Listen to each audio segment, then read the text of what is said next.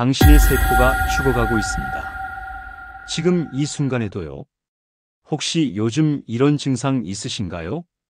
아침에 일어나면 온몸이 뻐근하고 거울을 볼 때마다 얼굴이 붓고 배는 점점 나오는데 힘은 없고 혈당은 오르락내리락 불안정하고 이거 나이 들어서 당연한 거 아닙니다.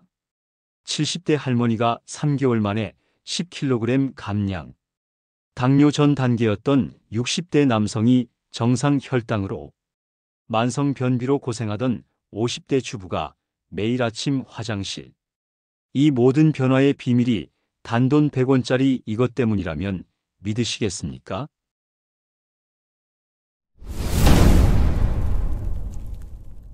혈압약 먹어도 혈압이 안 잡히시나요? 당뇨약 먹어도 혈당이 그대로신가요? 운동해도 뱃살이 안 빠지시나요? 사실 문제는 약도 운동도 아닙니다. 진짜 원인은 여러분의 세포가 돌처럼 딱딱하게 굳어버렸기 때문입니다. 하지만 이 딱딱한 세포를 다시 말랑말랑하게 만드는 방법이 있습니다. 정말 간단해요. 아침에 소금물 한 잔이면 됩니다. 병원에서도 잘 알려주지 않는 이 방법, 지금부터 모든 것을 공개합니다. 저는 서울대병원에서 30년간 내과 환자를 진료해온 의학박사 김민수입니다.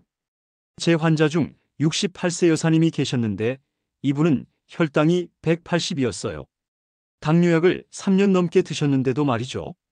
그런데 제가 알려드릴 아침 소금물 요법을 3개월 동안 실천하신 후 혈당이 95로 떨어졌습니다. 약도 절반으로 줄였고요. 오늘 영상에서는 이런 내용들을 다룰 예정입니다. 첫째, 왜 우리 세포가 딱딱하게 굳는지. 둘째, 소금물이 세포를 말랑하게 만드는 원리. 셋째, 실제 환자 5분의 놀라운 변화 사례. 넷째, 어떤 소금을 얼마나 먹어야 하는지. 다섯째, 정확한 실천 방법과 주의사항까지. 혹시 지금 비슷한 고민을 하고 계신 분들은 댓글에 본인 경험을 남겨주세요. 제가 직접 읽어보고 답변 드리겠습니다. 그리고 이 정보가 도움이 되신다면 좋아요 버튼 한 번만 눌러주세요. 더 많은 분들께 전해질 수 있도록 말이죠. 여러분, 젊었을 때 우리 피부를 한번 떠올려 보세요. 손가락으로 볼을 꾹 누르면 어땠나요? 탱탱하게 튀어올랐죠? 그런데 지금은 어떤가요? 눌러도 천천히 돌아오고 심지어 자국이 한참 남아있기도 합니다. 이게 바로 세포가 딱딱해졌다는 증거예요. 그런데 이건 피부만의 문제가 아닙니다. 우리 몸 전체 170조 개의 세포가 전부 이런 상태가 된 거예요. 세포를 집이라고 한번 생각해 보세요. 젊을 때 세포는 문과 창문이 활짝 열린 집이에요. 신선한 공기가 들어오고 먼지와 쓰레기는 쉽게 밖으로 나갑니다. 그런데 나이가 들면서 어떻게 될까요? 문과 창문이 녹슬어서 꽉 닫혀버려요. 신선한 공기는 못 들어오고 쓰레기는 집안에 쌓이기만 합니다. 이게 바로 딱딱해진 세포의 상태예요. 이런 경험 있으시죠? 운동하고 나서 물을 아무리 마셔도 계속 목이 마른 적 말이에요. 또 아침에 일어나서 입맛이 없고 밥이 안 넘어가는 경우도 많으시고요. 왜 그럴까요? 운동할 때 땀으로 미네랄이 빠져나가면 물만 마셔서는 갈증이 안 풀립니다. 세포문이 녹슬어서 물을 제대로 받아들이지 못하거든요. 아침에 입맛이 없는 것도 마찬가지예요. 밤새 미네랄 균형이 깨지면서 세포가 더 딱딱해진 거죠.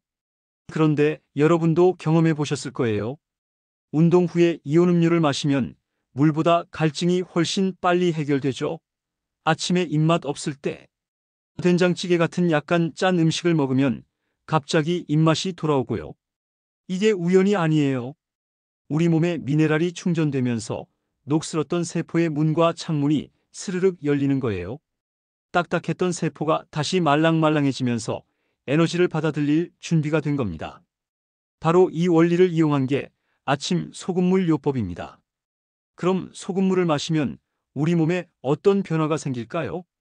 실제 제 환자분들이 경험한 5가지 변화를 말씀드릴게요. 첫 번째, 뱃살이 빠지고 만성 피로가 사라집니다. 우리가 음식을 먹으면 포도당이 혈액으로 들어가죠. 이 포도당이 세포 안으로 들어가야 에너지가 되는데 문제는 딱딱해진 세포막 때문에 포도당이 못 들어간다는 거예요. 그러면 어떻게 될까요? 혈액 속에는 당이 넘쳐나는데 정작 세포는 굶고 있는 상황이 벌어집니다. 마치 식당 밖에는 음식이 쌓여 있는데 문이 잠겨서 손님이 못 들어가는 것과 같아요. 이때 우리 몸은 혈액 속 당을 처리하려고 인슐린을 대량으로 분비해요. 그리고 이 당을 지방으로 바꿔서 저장하는데 가장 많이 쌓이는 곳이 어디일까요? 바로 뱃살입니다. 동시에 세포는 에너지 부족으로 비명을 질러요.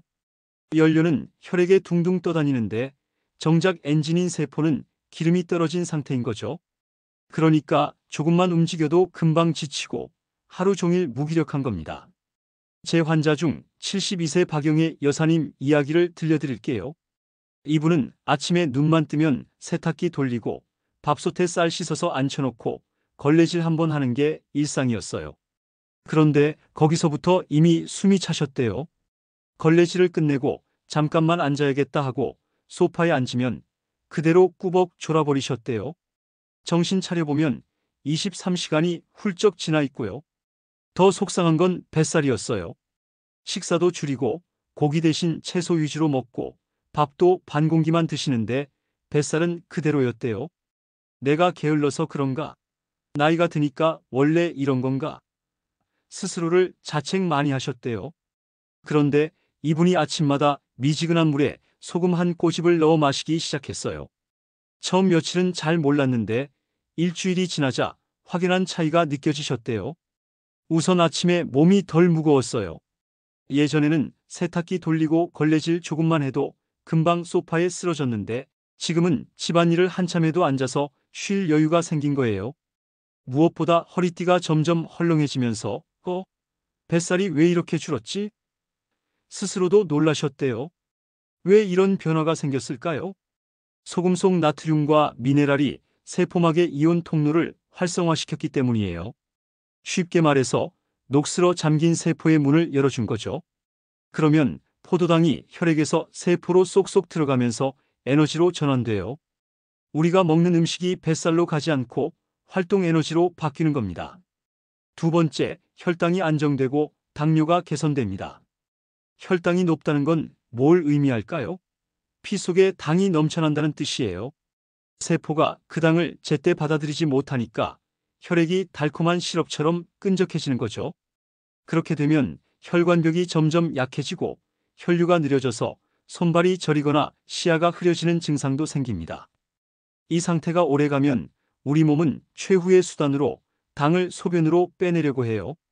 그래서 당뇨 환자분들이 소변에서 단내가 나거나 이유 없이 물을 자주 찾고 밤에도 여러 번 깨서 화장실 가는 일이 잦은 거예요. 즉, 혈당이 높고 당뇨가 있다는 건 이미 몸이 당을 감당 못해서 비상조치를 하고 있다는 신호입니다. 63세 김철수님 이야기를 들려드릴게요. 이분은 5년째 당뇨약을 드시는데도 혈당이 16만 180을 오갔어요. 의사는 약을 더 늘리자고 했지만 이분은 이렇게 약만 늘려서 평생 먹어야 하나 걱정이 컸대요. 그런데 아침 소금물을 시작한 지 한 달 만에 혈당이 130대로 떨어졌어요. 3개월 후에는 95까지 내려갔고요. 당뇨약도 절반으로 줄였습니다. 왜 이런 일이 가능했을까요? 소금물의 미네랄이 세포막 통로를 열어주면서 피 속에 떠돌던 당이 세포 안으로 들어가 에너지로 쓰이기 시작한 거예요. 당이 소변으로 빠져나가는 게 아니라 세포 안에서 활용되는 겁니다. 결과적으로 혈당이 안정되고 당뇨로 인한 잦은 갈증이나 잦은 소변 같은 증상도 서서히 완화되는 거죠. 세 번째, 얼굴 붓기가 사라지고 피부가 맑아집니다. 아침에 거울 보면 눈꺼풀이 퉁퉁 부어 있거나 손발이 무겁게 붓는 경험 많이 하시죠? 사람들은 보통 어제 짜게 먹어서 그렇다고 생각해요. 젊을 때는 이 말이 맞아요. 나트륨을 과하게 먹으면 몸이 물을 끌어들여서 아침에 붓는 경우가 있거든요. 그런데 50대 이후에는 상황이 달라집니다. 세포가 점점 딱딱해져서 원래 세포 안으로 들어가야 할 물이 밖에만 고이게 돼요. 마치 수도관이 막혀서 물이 싱크대에 고이는 것과 같아요. 우리 몸의 수분은 세포 안과 밖, 그리고 혈관 안에 적절한 비율로 분포되어 있어야 하는데 나이가 들면서 이 균형이 깨지는 거예요. 65세 이순자 여사님 이야기입니다. 이분은 아침마다 손, 발, 얼굴이 퉁톡 부어서 하루가 너무 힘들다고 하셨어요. 혹시 큰 병일까 싶어 갑상선 호르몬 검사까지 받아봤지만 이상은 없었죠. 남편은 농담처럼 호빵맨 같다고 놀리는데 본인은 그 말이 상처가 돼서 아침 약속도 잘 안 잡게 되셨대요. 얼굴이 커 보이니까 표정까지 어두워지고 사람들이 왜 이렇게 피곤해 보여? 라고 묻는 것도 괴로웠대요. 심지어 신발을 신을 때 발등이 붓는 바람에 걸을 때마다 아픈 날도 있었답니다.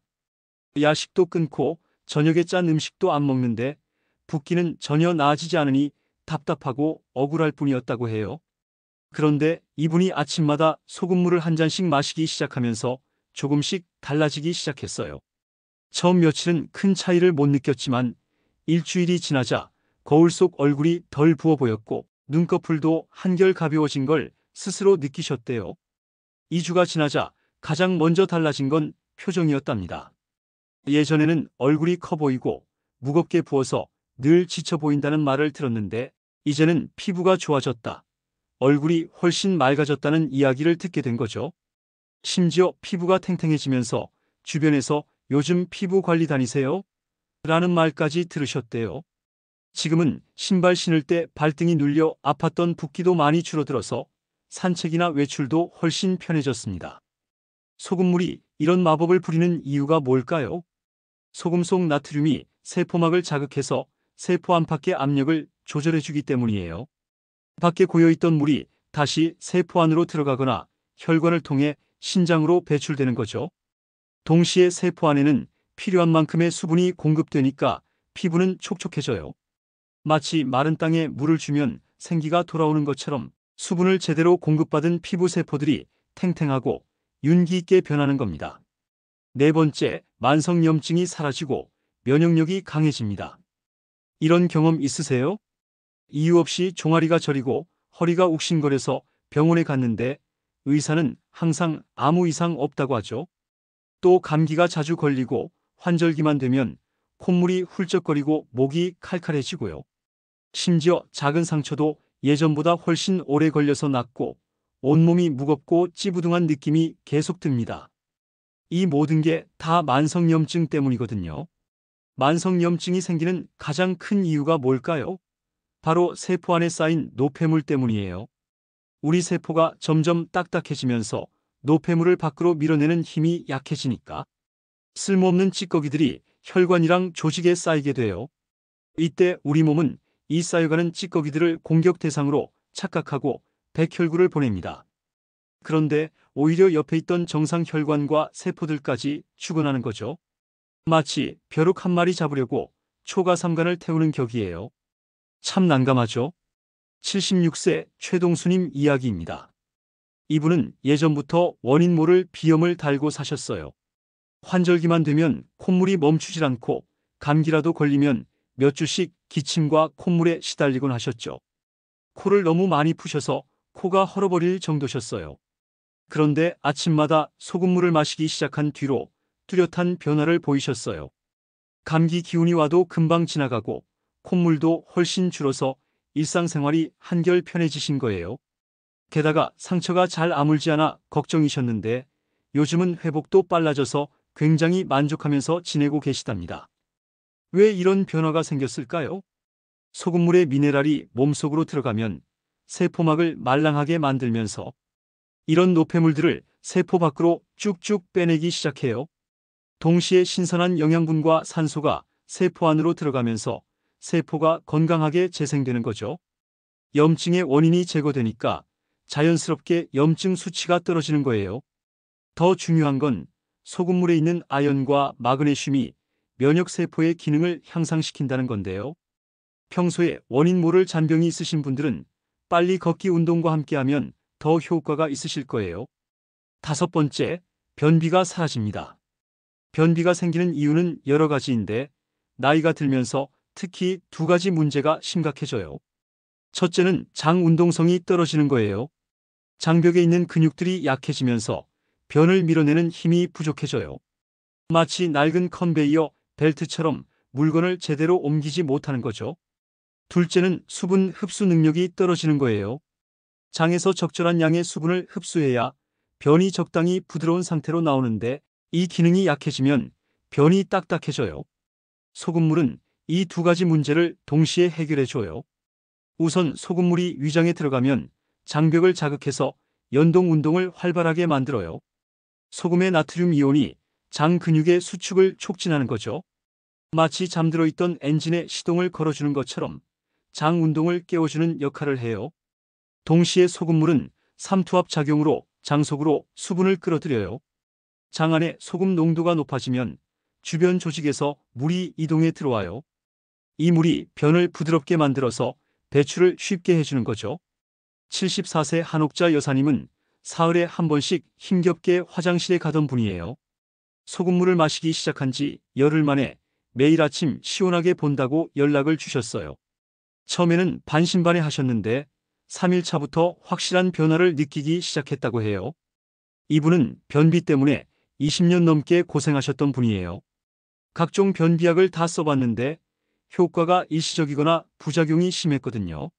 그런데 소금물은 매일 마셔도 내성이 생기지 않고 오히려 장 기능이 점점 개선되는 걸 느낀다고 하시더라고요. 자, 지금까지 소금물의 효능을 전부 말씀드렸어요. 내용이 좀 길었으니까 이해하기 쉽게 핵심만 요약해 드릴게요. 아침 소금물 한 잔은 딱딱해진 세포를 다시 말랑하게 만들어줍니다. 말랑해진 세포는 다시 일을 하기 시작해서 우리 몸의 염증과 노폐물을 밖으로 내보내고 몸속에 쌓여있는 당분을 에너지로 바꾸기 시작해요. 그래서 뱃살이 빠지고 혈당이 안정되고 얼굴 붓기가 줄고 염증이 사라지며 변비까지 해결되는 거예요. 한마디로 세포가 젊어지니까 몸 전체가 활력을 되찾는 겁니다. 그런데 여기서 중요한 질문이 생깁니다. 도대체 어떤 소금을 먹어야 할까요? 우리가 먹는 소금이라고 다 같은 소금이 아닙니다.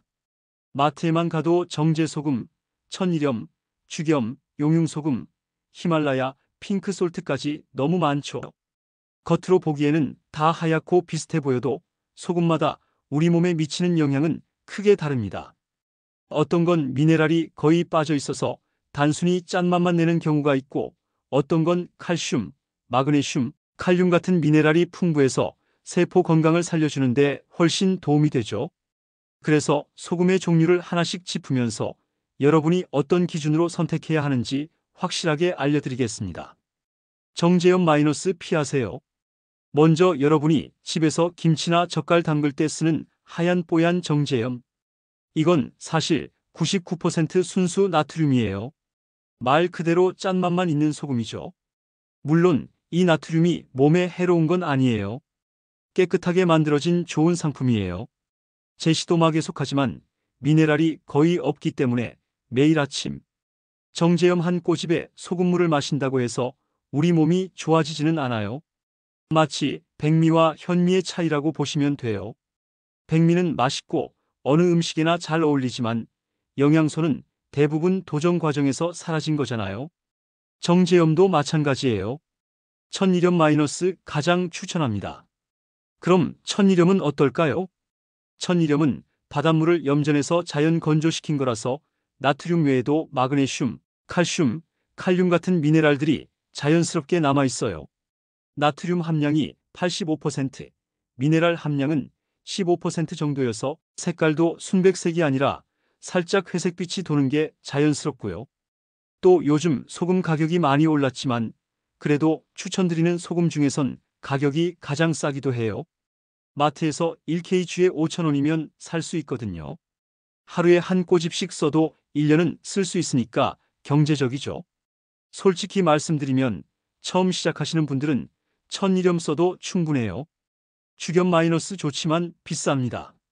그럼 더 비싼 죽염이나 핑크솔트, 용융소금은 뭐가 다를까요? 죽염은 천일염을 대나무통에 넣고 소나무 장작으로 고온에서 구워서 만든 거예요. 이 과정에서 불순물은 제거되고 미네랄은 더 농축돼요. 알칼리성도 높아져서 몸의 산성화를 막아주는 효과도 있고요. 확실히 좋긴 해요.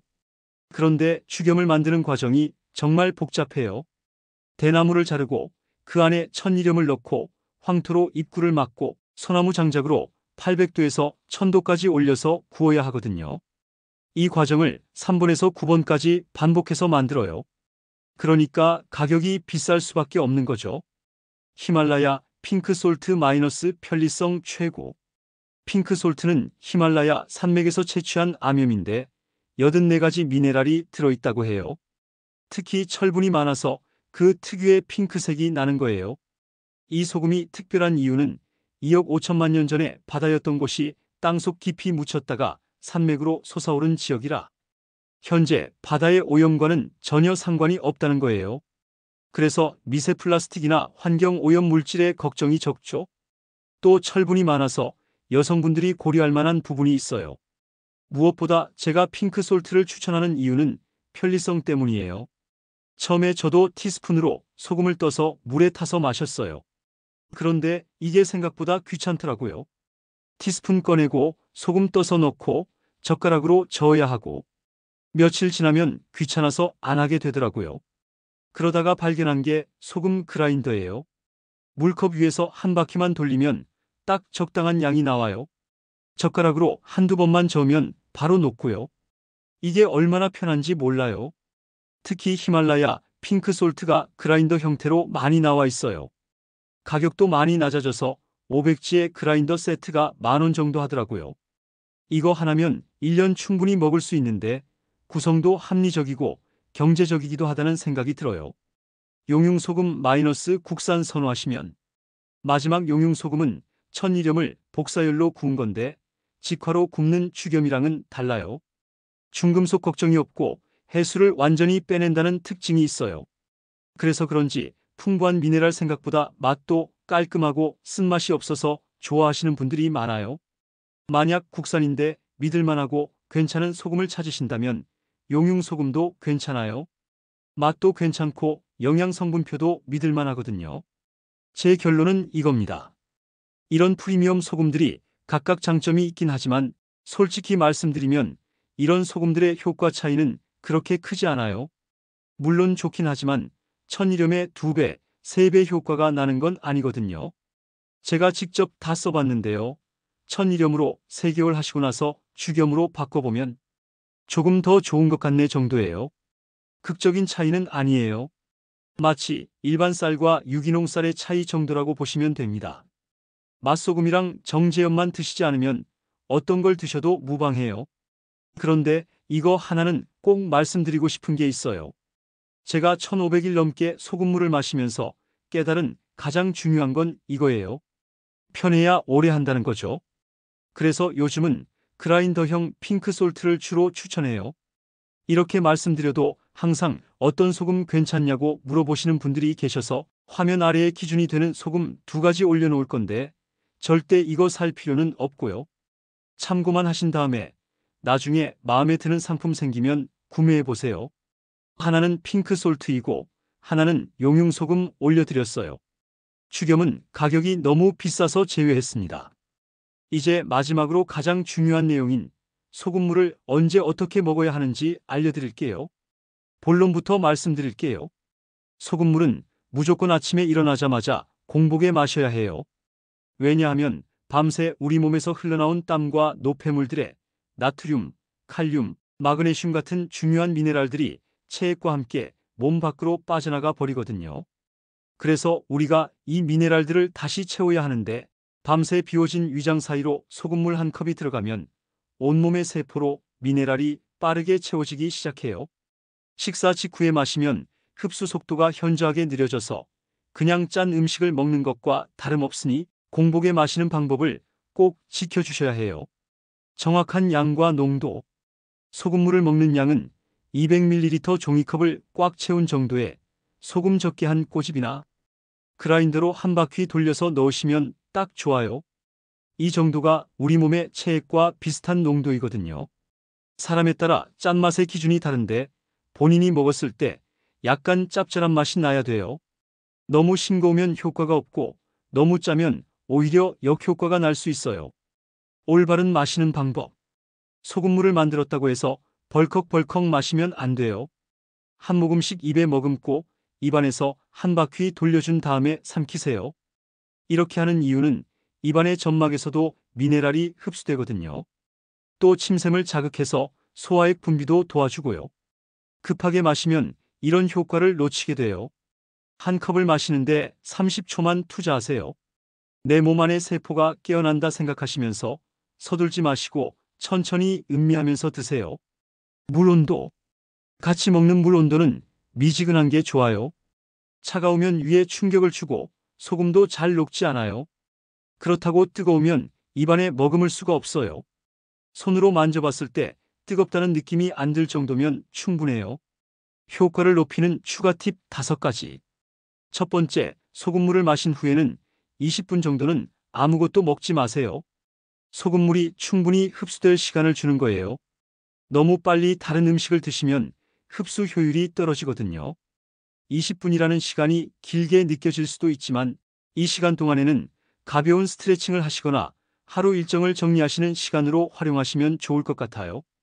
두 번째, 하루 수분 섭취량을 평소보다 조금 늘리세요.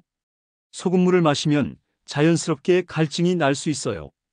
이건 몸이 수분 균형을 맞추려는 정상적인 반응이니까 이때 물을 충분히 마시는 게 좋아요. 하루에 1.5L에서 2L 정도가 적당해요. 한 번에 많이 마시지 마시고 조금씩 자주 마시는 게 좋습니다. 세 번째, 매일 규칙적으로 같은 시간에 마세요. 우리 몸은 리듬을 좋아하거든요. 매일 같은 시간에 마시면 몸이 그 리듬에 맞춰서 더 효율적으로 흡수하고 활용하게 돼요. 알람을 맞춰두시는 것도 좋은 방법이고요. 처음에는 까먹기 쉬우니까 스마트폰 알람이나 메모를 활용해 보세요. 네 번째, 빨리 걷기 운동을 병행하세요.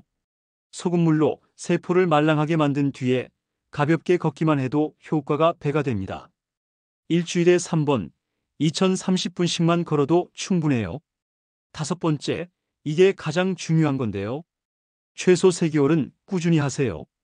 세포막이 변화하고 몸이 적응하는 데는 시간이 필요해요. 하루 이틀로는 큰 변화를 기대하기 어렵거든요. 최소 3개월, 가능하면 6개월은 꾸준히 해야 확실한 효과를 볼 수 있어요.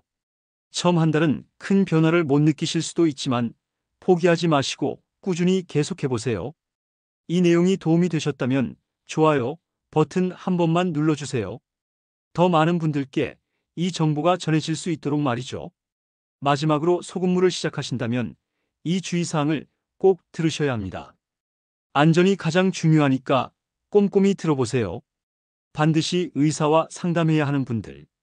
첫째, 고혈압약을 드시거나 신장 질환이 있으신 분들은 반드시 담당 의사와 상담하고 시작하세요. 소금물 자체가 나쁜 건 아니지만 기존에 드시던 약물과 상호작용할 수 있거든요. 특히 이뇨제를 복용 중이시거나 신장 기능이 많이 떨어진 분들은 더욱 주의가 필요해요. 혹시 신장 기능이 정상의 30% 이하로 떨어져 있다면 소금 섭취에 매우 민감할 수 있으니까 의료진과 꼭 상담하시기 바랍니다.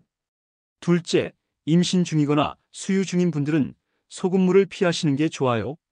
나트륨이 부종을 악화시킬 수 있고 태아나 모유에도 영향을 줄 수 있거든요. 임신이나 수유 기간에는 몸의 호르몬 균형이 많이 변하기 때문에 추가적인 나트륨 섭취는 권하지 않아요. 셋째, 신부전이나 기타 심장 질환이 있으신 분들은 나트륨 섭취에 특히 민감해요. 심장에 무리가 갈 수 있으니까 반드시 심장내과 의사와 상의하고 시작하세요. 심장 건강은 정말 신중하게 접근해야 하는 부분이거든요. 초기 적응 증상.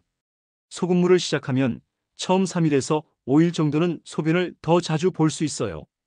이건 몸에서 불필요한 수분과 노폐물을 배출하는 과정이라 정상적인 반응입니다.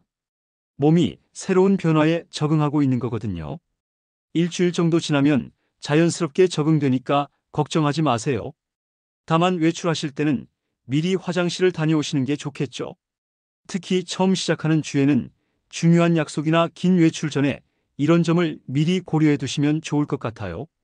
즉시 중단해야 하는 증상.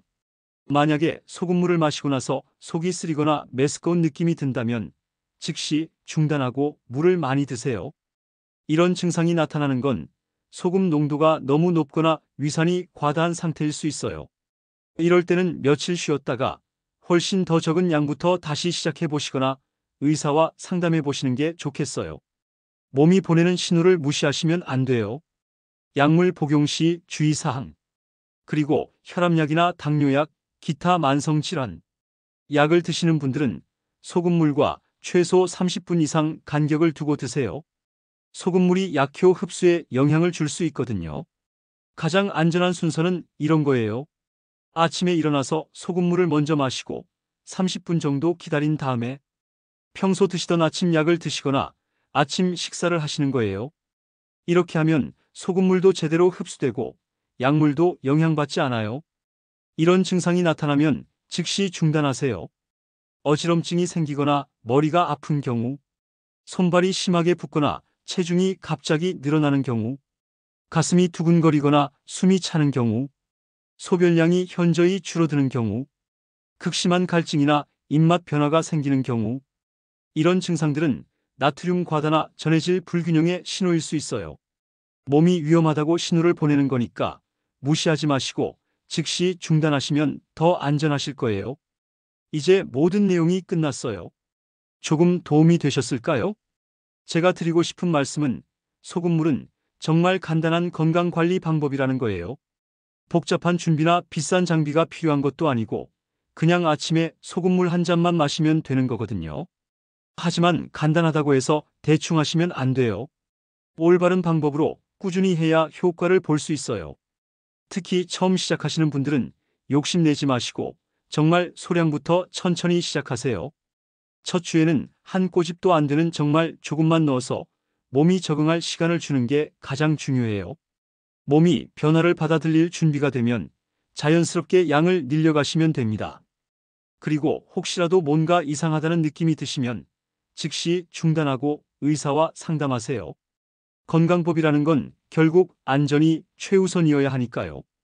급하게 효과를 보려고 무리하시면 오히려 건강을 해칠 수 있어요. 천천히, 꾸준히, 안전하게 하시는 게 가장 좋은 방법입니다. 여러분 모두 오늘도 건강하게 보내시고 항상 행복하세요. 오늘 내용이 도움되었다면 좋아요 한번 부탁드릴게요. 구독과 알림 설정도 해두시면 앞으로도 좋은 정보 계속 전해드리겠습니다. 감사합니다. 행복하세요.